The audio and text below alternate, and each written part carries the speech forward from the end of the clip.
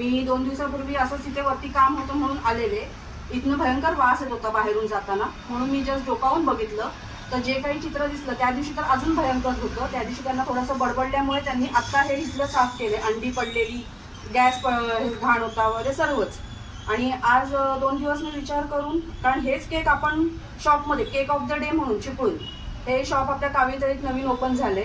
तिथे आपण खाली एवढं सुंदर त्यांनी छान ह्याच्यामध्ये शॉप ओपन करून ठेवले आणि वरतीची परिस्थिती जिथे केक बनतायत त्याची परिस्थिती बघता आज हेच केक सर्व घरातली मुलं खात आहेत.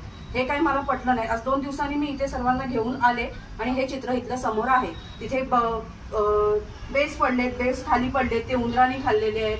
परत तिथे काय म्हणतात त्याला, पाव आहेत, पावसारखं काहीतरी आहे ते पण उंदरांनी खाल्लेले आहेत. अंड्यांची तिथे पूर्ण कीड पडलेली आहे. टॉयलेट, बाथरूम सर्वकडे ठिकाणी थुकलेलं आहे.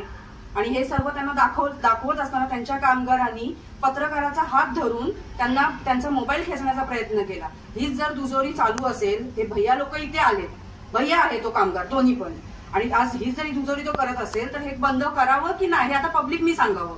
पब्लिकचा मला रिस्पॉन्स पाहिजे की हा शॉप बंद झाला पाहिजे. तुम्ही कधी आला होता? 2 दिवसापूर्वी आले. टॉयलेट बाथरूम मध्ये तुम्ही गेलात, तिथे काय उलटी आली मला, बाहेर आतमध्ये जाऊ शकले नाही.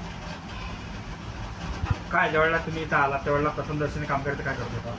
झोपलेले दोघं तिकडे. त्यांनी आल्याला विचारलं काय काम आहे आणि पत्रकार जशा आतमध्ये घुसल्या तसं त्यांचा हात धरून त्यांचा मोबाईल खेचून घेतला.